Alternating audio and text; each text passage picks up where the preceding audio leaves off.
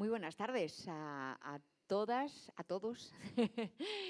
Es una alegría reencontrarnos aquí los fieles de la literatura y hacerlo para realizar la clausura de este ciclo que hemos venido desarrollando precisamente en el mes grande del libro. Esta primavera, Peter Pan no vuelve solo para buscar una madre que le haga la limpieza general de nunca jamás, más le vale al caladura porque los tiempos han cambiado. También le hacemos regresar a Peter Pan en este mes de abril para celebrar a nuestro tercer fantástico con el que cerramos este ciclo en el Centro Cultural Zazuar, que es James Matthew Barrie. Para ello presentamos a nuestra gran Peter Panóloga, que es Silvia Herreros de Tejada, una reconocida especialista en el estudio de James Matthew Barrie, que se mantiene por los años como paradigma del autor eclipsado por su personaje universal y un montón de cosas más y secretos que vamos a revelar con Silvia Herreros de Tejada. Bienvenida, Silvia, muchas gracias. Muchas gracias, Maika. Bueno, lo primero, muchas gracias por invitarme. A mí lo que más, aparte, bueno, yo soy Peter Panóloga, que es este concepto inventado, pero a mí lo que más me gusta en la vida es hablar de J.M. Barrie y de Peter Pan, o sea que estoy felicísima de estar aquí y de volver a verte a ti, que siempre nos encontramos en saraos de este tipo. Y siempre con toda esta magia peterpaniana de por medio y mediante.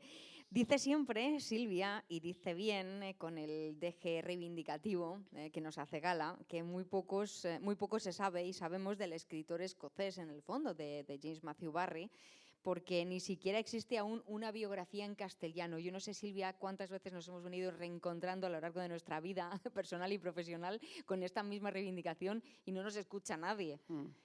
Ahí seguimos, el día que lo consigamos espero que nos volvamos a reunir los que estamos aquí y lo celebremos todavía más, pero es la realidad, es algo imperdonable, es un vacío editorial imperdonable como posiblemente tantos otros que invitamos a Silvia a que comience a contarnos. Silvia, háblanos un poquito de esta investigación de James Matthew Barrie, de tu investigación personal y profesional, cómo empiezas a aventurarte por estos derroteros. Bueno, yo siempre creo que cuando alguien es especialista en un autor, tiene mucho que ver con la vida personal de quien lo está investigando, ¿no? Así que os voy a contar un poco cómo entra en mi vida tanto Peter Pan como Barrie. Probablemente vosotros, no sé si habéis leído la novela de Peter Pan, Peter y Wendy. Igual conocéis al personaje por la película de Disney. Es decir, si os dijera que cerraseis los ojos y pensarais en Peter Pan, ¿qué es lo que veis? Al niño de Disney, probablemente, ¿no? O sea, como, pues, al niño como élfico, con la gorra verde, con este rollo un poco Robin Hood. Bueno, pues esa era la idea que tenía yo de Peter Pan de toda la vida, desde que era pequeña.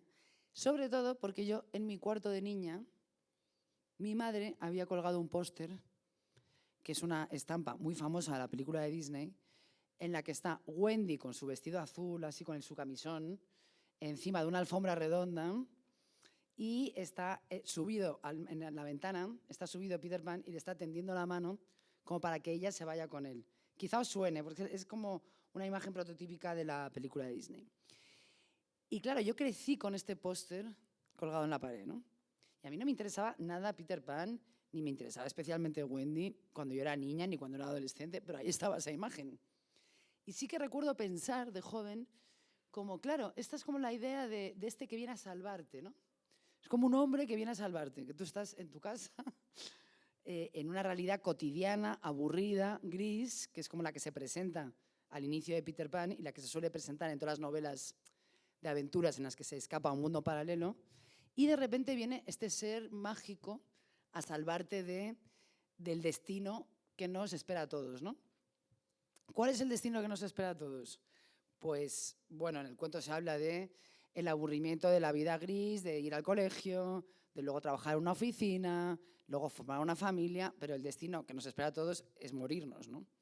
Entonces, parece, ¿no?, como que Peter Pan va a salvar a Wendy de convertirse en una señora aburrida que va a tener sus hijos y su familia, pero lo que propone Peter Pan es como la inmortalidad, ¿no?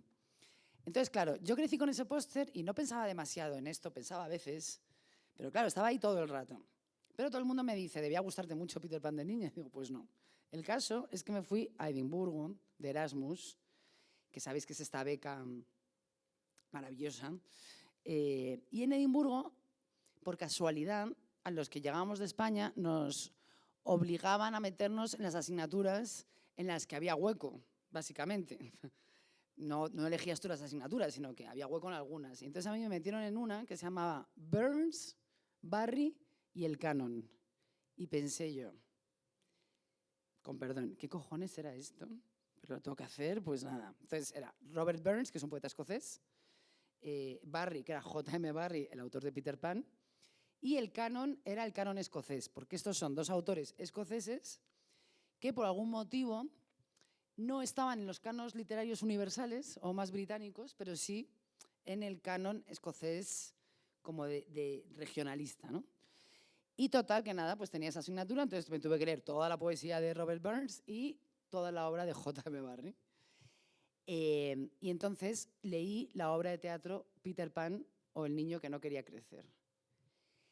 Y no sé si os ha pasado esto alguna vez con algún libro, supongo que sí, pero a mí siempre me gusta definirlo con un concepto de J.R.R. Tolkien, que es el autor del Señor de los Anillos, que decía que la buena literatura proporciona siempre una efervescencia de corazón.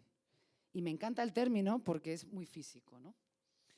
Porque es algo como de algo que se siente físicamente. Y yo leí la obra de Peter Pan, me pareció que no se parecía nada a Disney, nada a ese póster, y me produjo como una efervescencia, una inquietud, como si me estuviese hablando a mí directamente.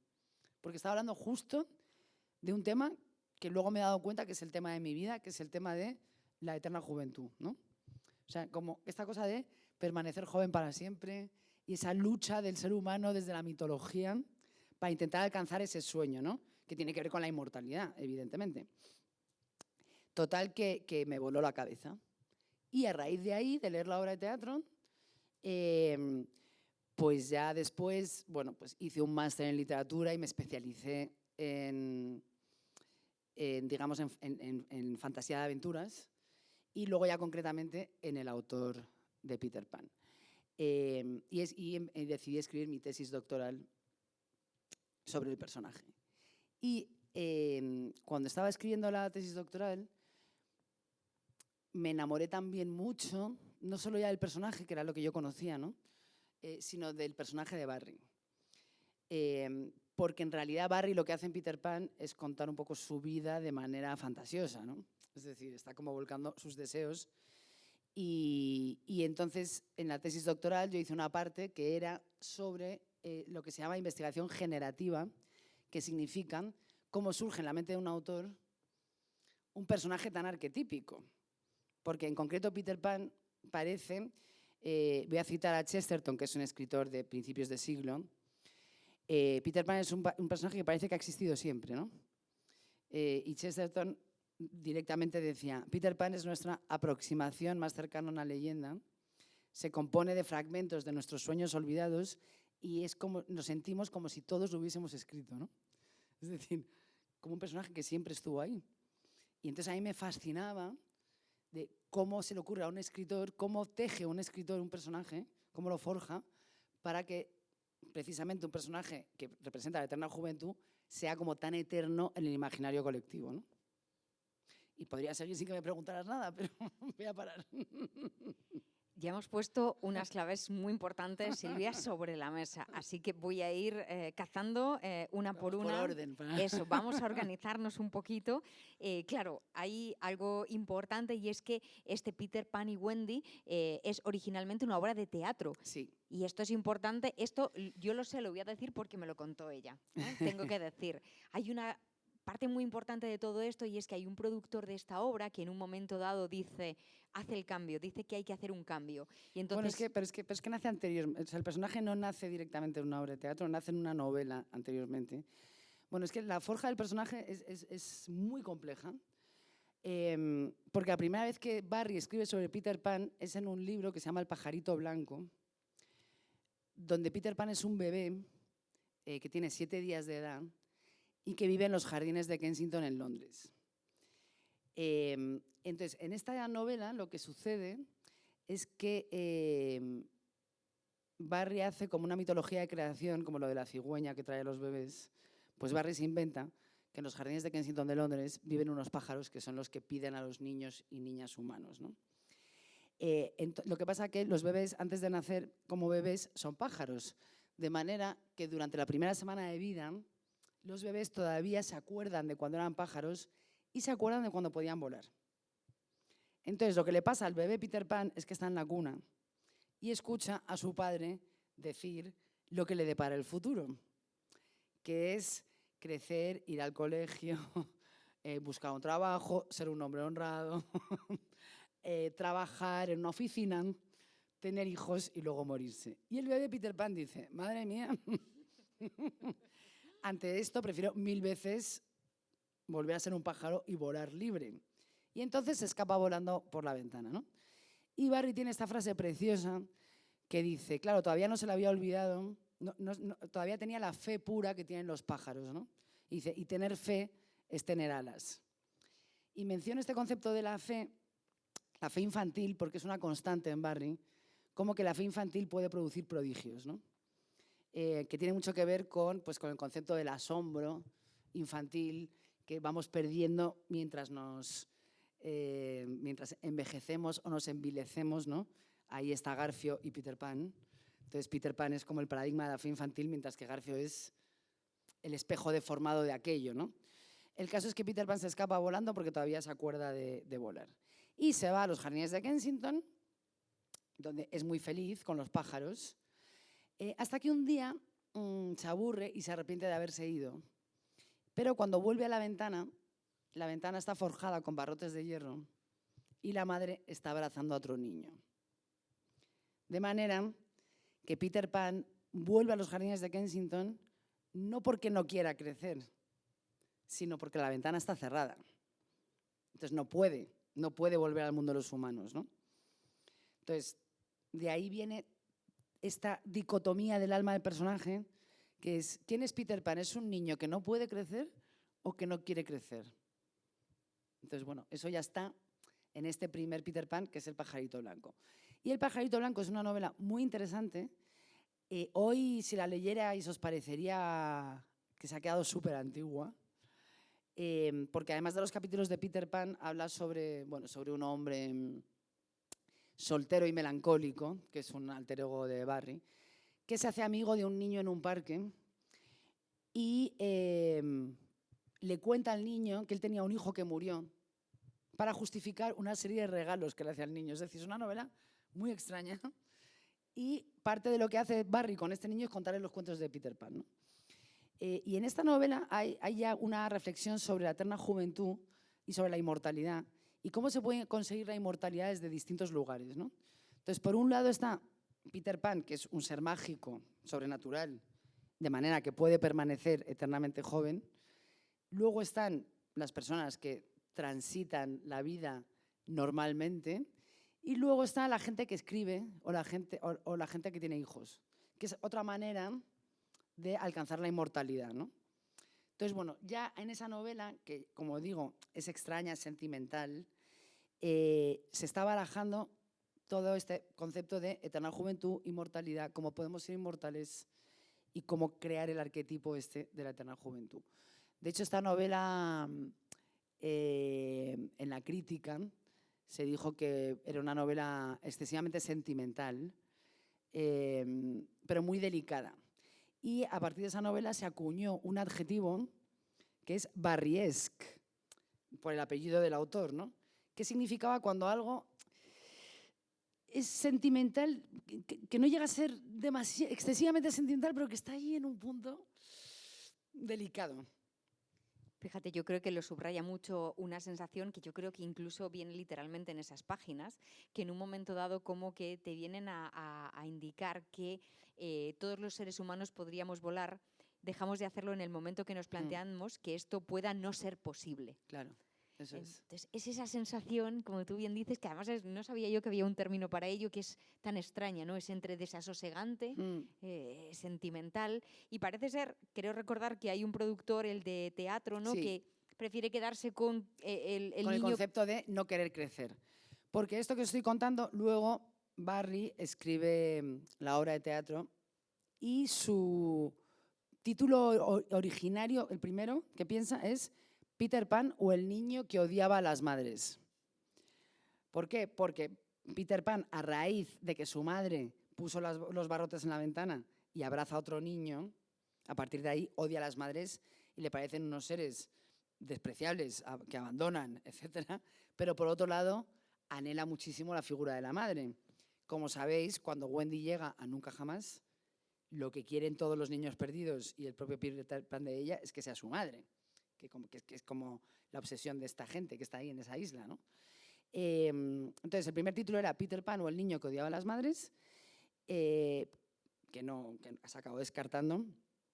Pero antes de responder a tu pregunta, cuento una anécdota muy divertida, que en primerísima versión de la obra de teatro había muchas escenas sobre madres y se hablaba de las madres y se decía que las madres son X, una sarta de cursilerías horribles.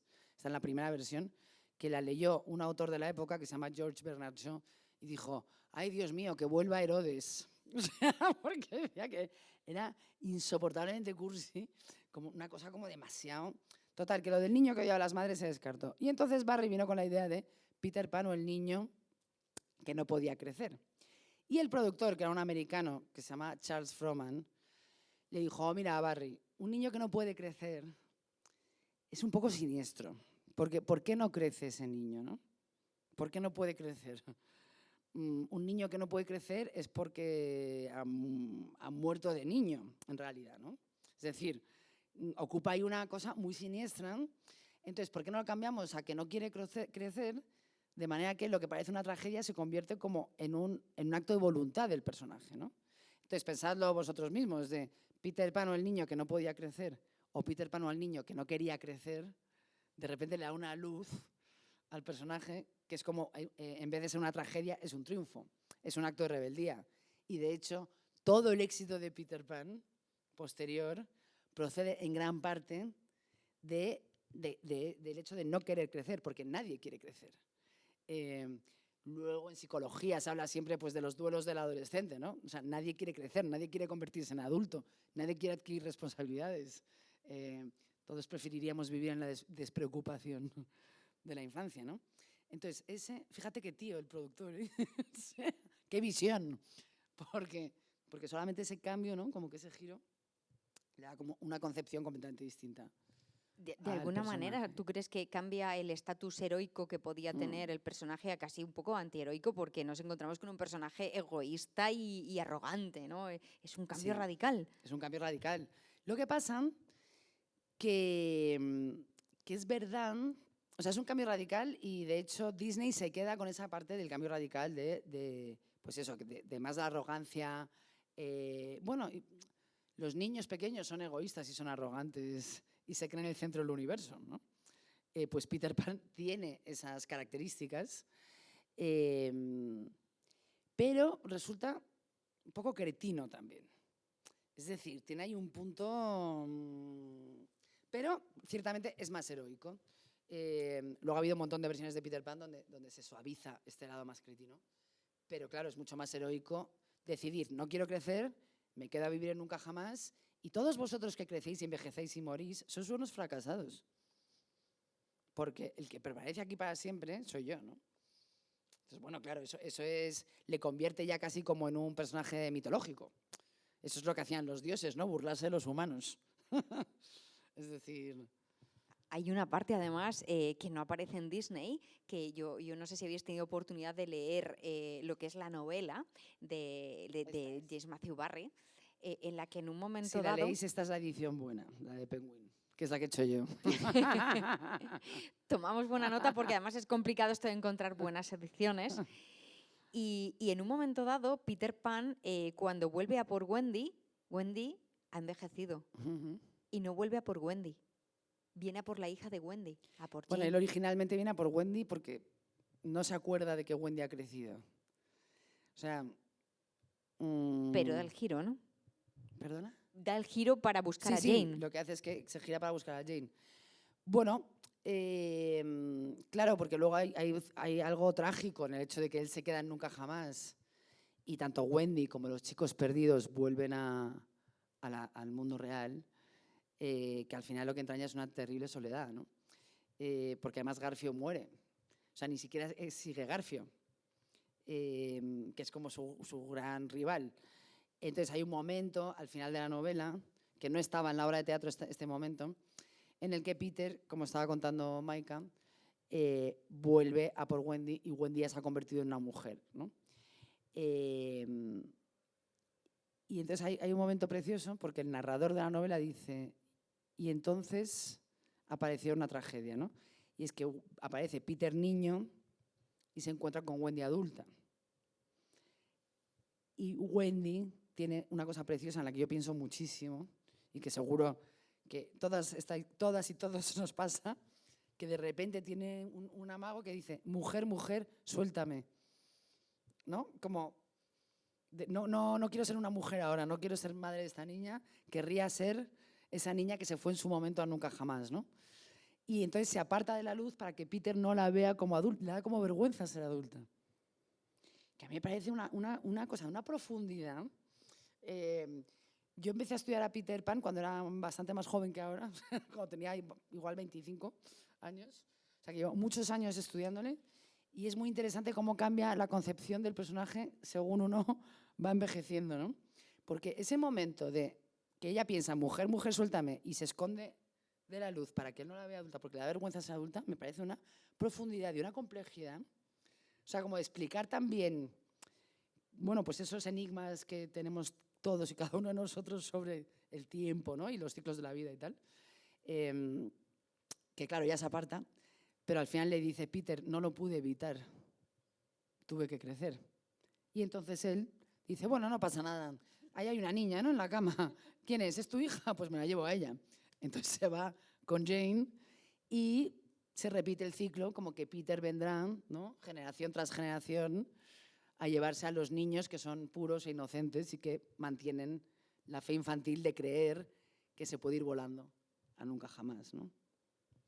Eso no nos lo contaba Disney, que es entre sobrecogedor, aterrador, fascinante. Pero hay una segunda parte de la película de Disney en la que se cuenta la aventura de Jane, que se llama Regreso a nunca jamás.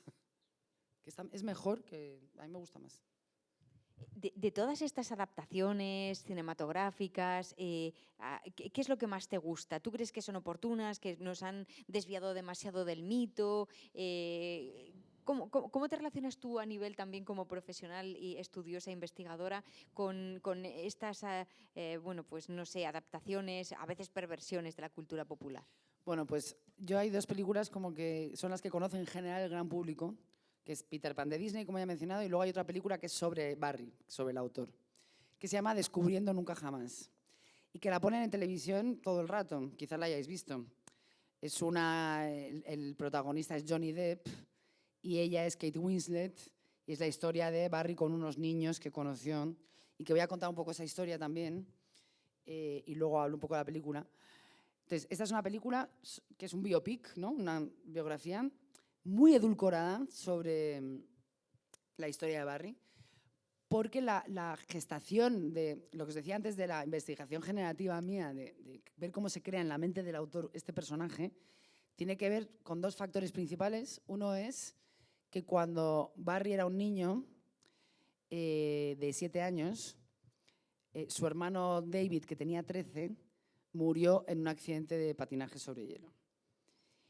Y la madre se quedó obsesionada con el niño muerto, ¿no?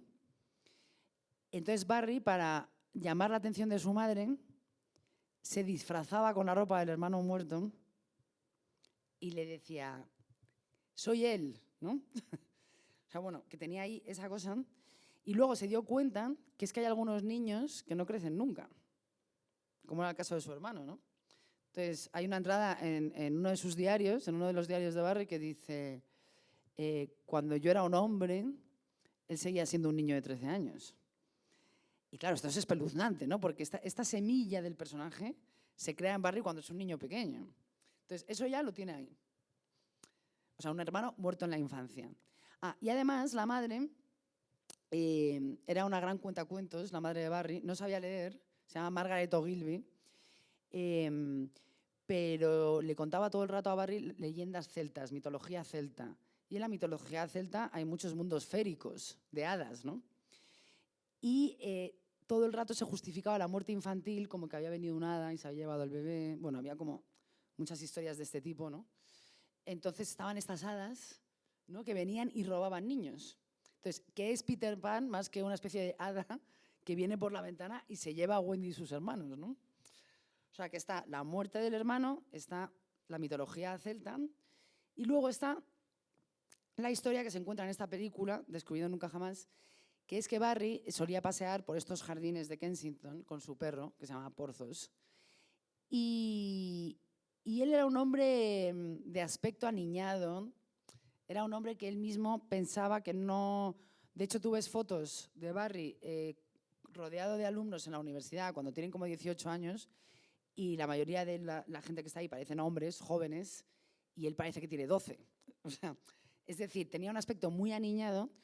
De hecho, se dejaba bigote para parecer menos niño. Tenía así un bigote frondoso para parecer menos niño. Y paseaba todos los días, era un hombre bajito con su abrigo y con su perro por los jardines de Kensington. Y un día conoció ahí a un niño que se llamaba George, que empezó a hablar con su perro. George empezó a hablar con el perro de Barry. Y entonces a Barry le hizo mucha gracia esto, porque él también hablaba con el perro. El caso es que se hizo amigo de este niño y de los hermanos que iban con la niñera todos los días a los jardines de Kensington. Esto hoy en día nos parece una cosa extrañísima, que un hombre de 40 años en un parque se haga amigo de unos niños pequeños. Pero estamos en la era eduardiana de Inglaterra, que es una era de inocencia, previa a la Primera Guerra Mundial, es una era despreocupada, de felicidad, de ingenuidad. Es decir, hay un crítico del New Yorker que decía, hoy en día diríamos, qué miedo un señor que se hace amigo de unos niños en un parque, ¿no? Pero en este caso, entonces empezó a contarles cuentos a estos niños. Y en una cena de fin de año de la alta sociedad a la que fue invitado, le tocó sentado al lado de una señora que se llamaba Silvia. Y entonces Silvia empezó a hablarle a Barry de sus hijos. Y entonces llegó un momento que Barry le dijo, es que yo conozco a tus hijos, por lo que me estás contando de tus hijos, yo los conozco, se llaman George, Jack, Peter, ¿no? Y dijo, ¿cómo puede ser? Y dijo, no, porque los conozco del parque. Entonces él ya se hizo amigo de esta mujer. Y ahí tuvieron una historia de amistad como muy profunda, hasta el punto de que iban a ver juntos Barry, su mujer y estos niños con los padres. Y llegó un momento que los padres de los niños murieron y Barry se convirtió en su tutor, es decir, como una especie de padre adoptivo. ¿Qué pasa? Pues, por ejemplo, Descubriendo Nunca Jamás es una película de Hollywood. Entonces lo cuentan todo esto como que Barry estaba enamoradísimo de esta mujer y que por eso se había acercado a los hijos y que escribió Peter Pan porque la mujer estaba muriéndose y entonces nunca jamás era una especie de limbo o de paraíso celestial al que se iba después de la muerte.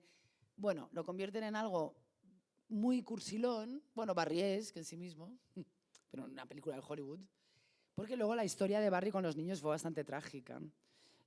Uno de ellos se suicidó, otro murió en la Primera Guerra Mundial, otro se tiró al metro en Londres. Es decir, al final estos niños también fueron unos chicos muertos, ¿no?, que inspiraron a Peter Pan. Es decir, es como el hermano muerto, la mitología celta, estos chicos, el destino trágico de estos chicos. Entonces, bueno, esas son como, esta película y la de Disney son como las dos grandes adaptaciones que todo el mundo conoce. Y luego hay adaptaciones más recientes, ¿no? Como hay una serie que se llama Once Upon a Time, que sale Peter Pan y que es interesante porque sale como muy maligno. Barry siempre decía que Peter Pan y Garfio eran el mismo personaje. Uno es un niño que no quiere ser un hombre y el otro es un hombre que persigue al fantasma de un niño, ¿no? Es decir, entonces, ¿qué es Garfio más que lo que no quiere ser Peter Pan, pero es en lo que se convertiría? En un hombre inmaduro y que tiene el propio síndrome de Peter Pan, ¿no?, que luego se acuñó después de la obra. Es decir, es interesante siempre que se hace una versión de Peter Pan en la que es un poco más oscuro, porque Garfio como tal lo es. Yo creo que con los años he entendido más al Capitán Garfio que a Peter Pan y me parece un personaje mucho más interesante porque al final Peter Pan, o sea, Garfio está persiguiendo al fantasma de su propia juventud perdida, ¿no? Es decir, ¿y qué hacemos hoy en día? Eso todo el rato. O sea, en Instagram hay un filtro que se llama Perpetua que ponemos para parecer súper jóvenes. Entonces estamos creando como una especie de galería de imágenes, ¿no? De espectros. ¿Tú conoces a Jaime Cuenca? Jaime Cuenca es un filósofo que escribió un libro que se llama Peter Pan disecado, mutaciones genéticas de la edad, y hablaba de que todos en el siglo XXI somos Peter Pan, ¿no? Estamos intentando parecer jóvenes, nos agarramos ahí a una especie de edad indefinida, que no se sepa muy bien qué años tengo. Nos ponemos todos estos filtros, las operaciones, etcétera, ¿no? Entonces, bueno, hay ahí una cosa psicológica también. ¿Y con los años crees que también vamos prefiriendo a Wendy frente a Campanilla? Se me ocurre. Bueno, Wendy y Campanilla son dos personajes femeninos maravillosos. Wendy, creo que sí. A ver, a mí es que me gustan mucho las dos. Y además Campanilla representa... Bueno, hay toda una mitología sobre creer en las hadas, ¿no? En Peter Pan, sobre creer en las hadas o no creer en las hadas. En Peter Pan se dice, hay un hada por cada niño que nace, pero si algún día dices que no crees en las hadas, tu hada morirá. Y hay un momento muy bonito en la obra de teatro que quizás os suene, que es que Garfio ha dejado un bote de veneno para Campanilla y Campanilla, como ama a Peter Pan, para evitar que él se lo tome, se lo toma a ella. Y entonces su luz empieza a desvanecerse porque empieza a morir por el veneno. Y entonces Peter Pan se salta a la cuarta pared del teatro y pregunta al público, ¿creéis en las hadas? La única manera de que Campanilla resucite es creyendo en las hadas. ¿Creéis en las hadas? Si creéis, aplaudid, ¿no? Y Barry, en el estreno de la obra, pensaba, esto es una obra para adultos, porque esto es otro tema, que era una obra para adultos, no una obra para niños. Dice, igual no aplaude nadie. Y entonces les pidió a los músicos que aplaudiesen por si acaso. Pero todo el mundo aplaudió muchísimo, es decir, todo el mundo estaba tan metido en el mundo nunca jamás que en cuanto Peter Pan pedía la única manera de que resucite es si creéis en las hadas, si creéis aplaudir, bueno, pues el teatro se levantaba a aplaudir, ¿no?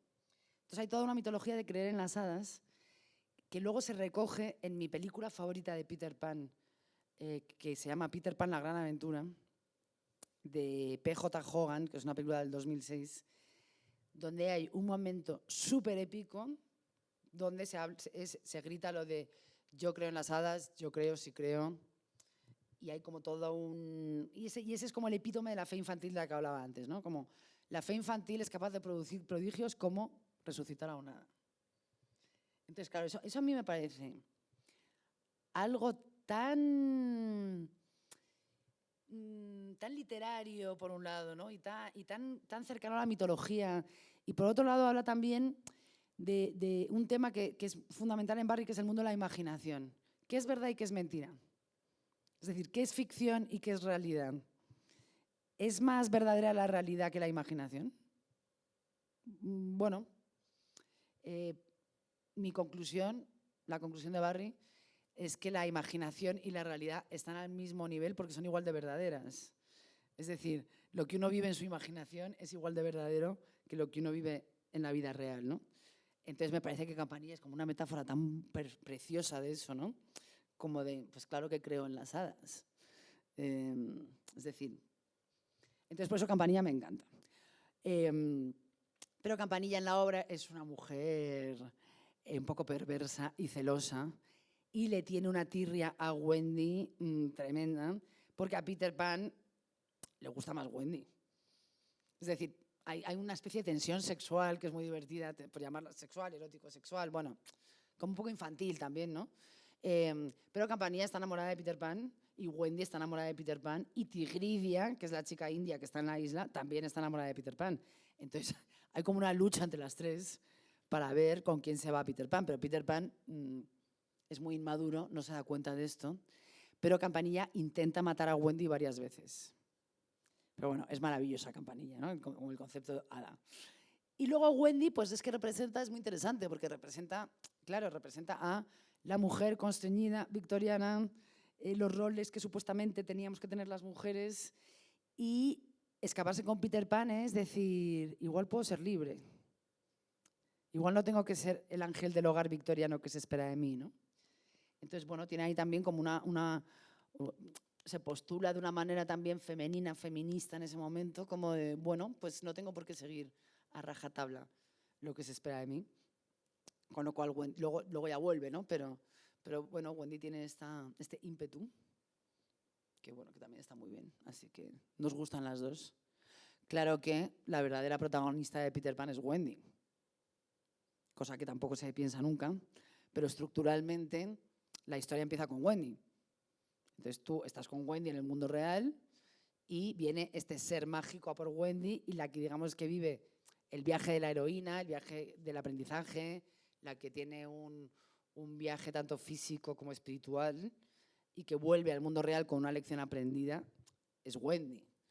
Pero bueno, siempre Peter Pan es como Drácula, ¿no? Como estos personajes que son más bien personajes satélites alrededor de los cuales orbitan los demás.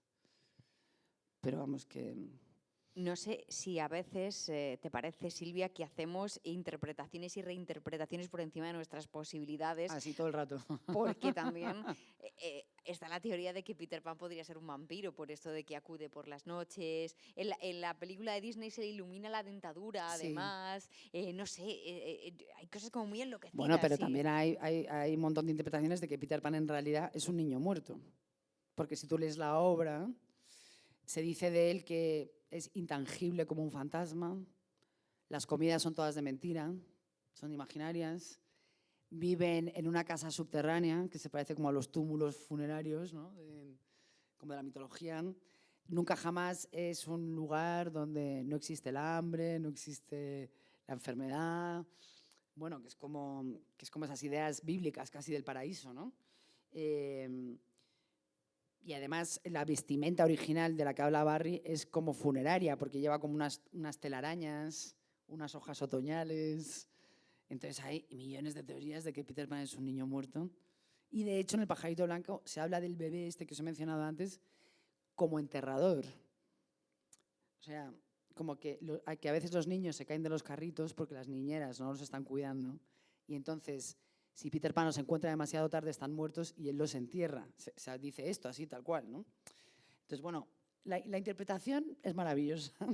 En el caso de Barry se la ha interpretado y reinterpretado muchísimo, también desde un lado psicoanalítico freudiano. Porque, curiosamente, Barry es anterior a Freud.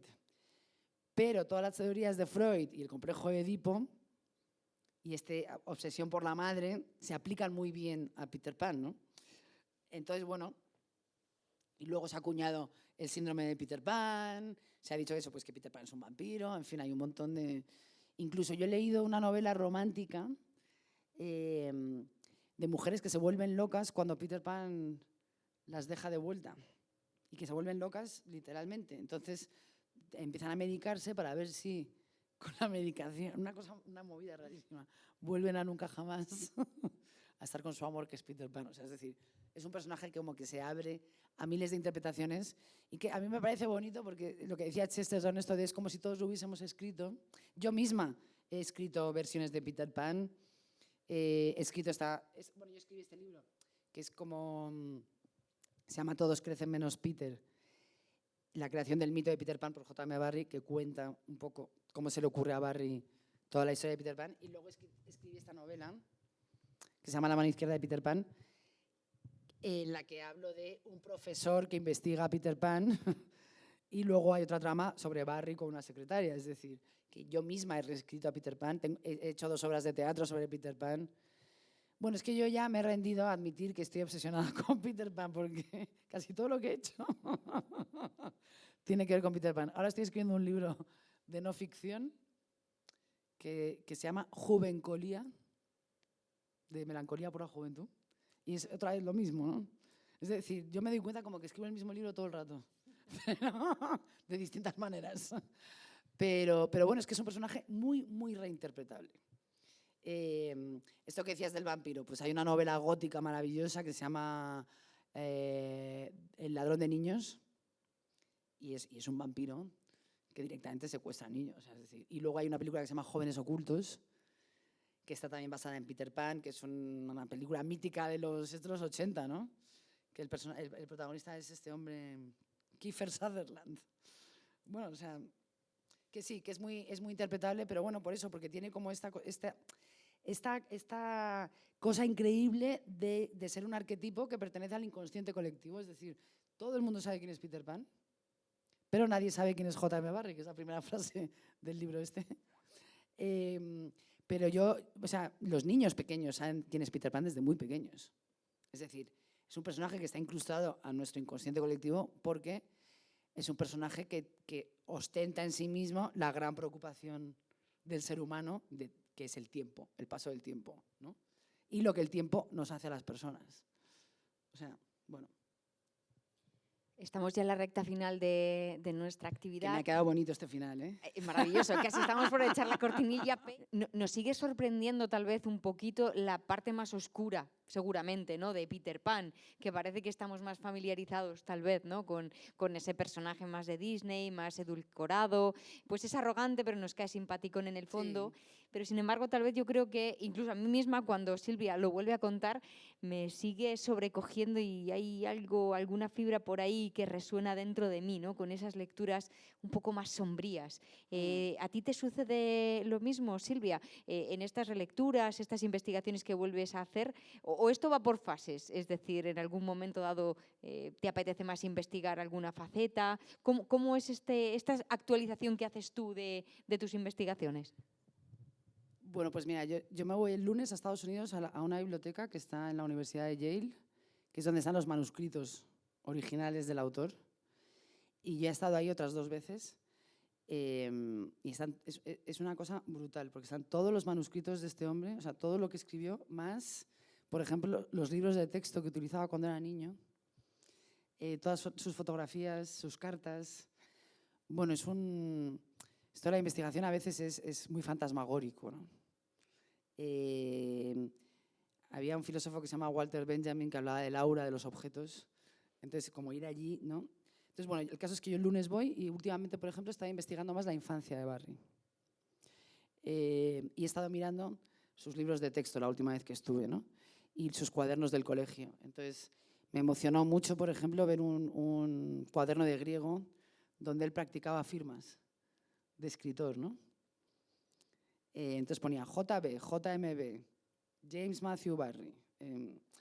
Bueno, entonces, claro, digo, qué fuerte es, como que esta mujer, que soy yo, mujer, suéltame, pero soy yo, estoy investigando algo que hizo un niño en el año 1870, ¿no? Y que estoy aquí en una biblioteca en Estados Unidos, bueno, y que se sigue investigando esto y viendo cómo surgió ese personaje. De hecho, en mi libro hablo de la infancia de Barrie, ¿no? Y bueno, y ahora voy a investigar pues, unos diarios concretos de una etapa concreta y sobre todo ahora voy a investigar más a Garfio, que como os digo, es el que me interesa ahora, ¿no? Entonces, bueno, yo en mis relecturas pues cada vez van por un sitio. O sea, a mí Garfio nunca me interesó especialmente, la verdad. Y de hecho, en este libro que escribí, que ya tiene muchos años, se publicó, me parece que en el 2009. Sí, 2009. O sea, unos cuantos años ya. A mí Garfio me interesaba relativamente, ¿no? Me interesaban otras cosas. Ahora, en cambio, pues me interesa más Garfio. Entonces, y así. Pues bueno. Por todo esto que tú has investigado, Silvia, y que nos estás contando, ¿la biografía de James Matthew Barrie es luminosa o es sombría? ¿Tuvo una vida feliz? ¿Intuyes que fue una persona que recibió ese éxito, esos reconocimientos realmente y que tuvo una fama que disfrutó de alguna manera? Sí. O sea, bueno, él mismo decía lo que me está pasando a mí, ¿no? Que es como él cuando escribió Peter Pan se sentía Peter Pan y después con los años entendió que era Garfio. ¿No? O sea, y de hecho, si uno lee a Garfio, Garfio es un personaje melancólico. No es tan villano como nos lo imaginamos. Simplemente es un hombre, bueno, que le da... odia haberse hecho mayor, ¿no? O sea, odia haberse convertido en un adulto. Bueno, entonces esto le pasó al propio Barry, ¿no? Barry fue un escritor famosísimo. Se hizo millonario con Peter Pan. Era muy, muy célebre. Salían los ecos en las crónicas de Sociedad. Cuando se murió, su funeral fue un acto oficial. Es decir, él disfrutó mucho de su fama, pero imaginad que tenéis 40 años y escribís Peter Pan y es el mega éxito. O sea, es decir, él estrenó esta obra de teatro y se repuso durante años y años y años, y él iba cambiándola, y luego le suplicaron, escribe una novela, es decir, hizo como un éxito, pues que estamos aquí hablando de él todavía, ¿no? De Peter Pan, con 40 años. Y entonces yo también estudié en su momento, que es lo que cuento en esta novela que se llama La mano izquierda de Peter Pan, ¿qué haces después? Si tú escribes Peter Pan con 40 años. Y de hecho, lo que le pasó a Barry, después de escribir Peter Pan, es que le salió un bulto en la mano derecha, y con un bloqueo de escritor. Y entonces empezó a escribir con la mano izquierda. Por eso mi novela se llama La mano izquierda de Peter Pan. Y decía que por la mano izquierda bajan pensamientos mucho más siniestros. Y empezó a escribir con la izquierda, y a partir de ahí fue cuando se convirtió en Garfio, ¿no? Cuando empezó a escribir con la mano izquierda. Que claro, también esto es como muy fascinante. Y entonces hay toda una etapa en la que Barry intenta escribir un éxito que esté a la altura de Peter Pan. Pero nunca lo consigue. Con lo cual disfrutó de su éxito, sí, pero también sufrió el no éxito cuando las cosas no eran sobre Peter Pan. Como si Peter Pan fuera lo único que él tenía que contar, ¿no? Que quizá, bueno, probablemente sí era lo más importante que tenía que contar. Y ya para concluir, cuéntanos un poquito más, algún detalle de esa publicación, que también va a ser algo peterpaniana, para cuándo podemos esperarla. Cuéntanos cómo buscarte y cómo seguir persiguiendo a través de tu sombra, Peter. Pues en principio se publicará en febrero del 26, en Debate seguro, en la editorial Debate. Y es un libro de no ficción, y digamos que yo lo defino como un ensayo narrativo y personal, en el que cuento toda esta obsesión que existe en el mundo actual por la juventud, como este afán de agarrarnos a esa juventud. Hablo sobre hitos de la juventud, pues por ejemplo hablo de Jim Morrison, de los Doors, o sea, hablo de rock and roll, hablo del punk, hablo de los beatniks, hablo de Barry, hablo de mitología griega, bueno, son como grandes hitos de la juventud.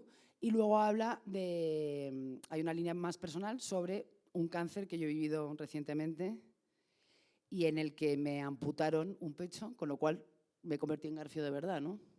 Como un ser amputado. Entonces todo eso está en ese libro. Una revisitación personal, profesional, con investigación también, peterpaniana. Así que ahí estoy. Febrero, esto nos situará ya en marzo, que será primavera. Por tanto, volveremos con Peter Pan. Volveremos entonces también a Nunca Jamás, y yo espero que nos podamos volver a reencontrar todos otra vez contigo, Silvia. Ojalá. Pues así sea. Muchas gracias. Muchas gracias.